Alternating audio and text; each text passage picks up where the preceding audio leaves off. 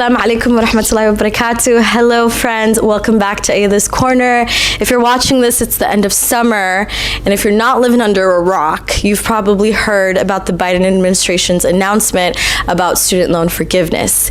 So what we want to do is talk about what that means for all borrowers, and what that also means in particular for Black women, because our target audience that we serve and the women that we continually reach out to are women of color in our community. So one, starting off with, if you are a student loan borrower in America and you make under $125,000, you're automatically eligible for student loan forgiveness.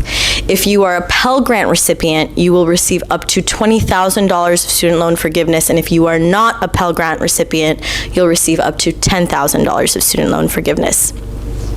The student loan pause will end December 31st, so that means payments will pick back up in the new year. So it's really important that you stay along with the news, and we'll do our best to keep you posted in our newsletter, on our socials about how to apply, where to go to apply. So please keep coming back and checking out our social media and our newsletter so that you know what the next steps are. Number two on our agenda is, what does this mean for Black women? We have a few numbers and stats that we want to share with you, and we want you to sit with this and understand the impact that this has on our community. So as it relates to stats on women and Black women student loan borrowers, women in general hold 2/3 of the collective student loan debt in America. When we start to look at the numbers, Black women, given that they're at the intersection of racism and sexism, are most impacted as it relates to owing back that amount.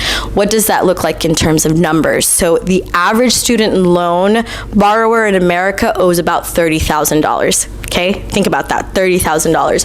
When you think about Black women, they owe, compared to their counterparts, $41,466 of debt. When you think about their counterparts, in this case, their white counterparts, they owe up to $33,851. And that is not including postgraduates. When you start to look at the postgraduates, Black women owe over $75,000 in debt. So sit with this and really understand how these numbers actually translate to impact in someone's life. I myself am a Black woman and a first-generation college student. I didn't really have a choice but to take out student loans so that I could go after the dream that my parents have instilled in me, which is to get higher education and to get a good job. Unfortunately, I did not understand how overwhelming the concept of student loans would become into my life, and I honestly didn't believe that I could pay it back. Thanks to the Biden administration, that is now a reality for not just me, but so many women that look like me. So I want to say, we are experiencing collectively an unprecedented move by our government to finally make things fair for those who never had a chance to start with. So to anyone who's watching, we finally did it. We finally convinced the people in power to start to really care about the impact that each of us collectively experience in our day-to-day lives. So stay tuned, we'll share more information. We will have a Did You Know series so you can see more of these numbers, because when I tell you they are jarring, they are jarring. And we want to continue to share stories, so we'll have more people from the community join us from different fields.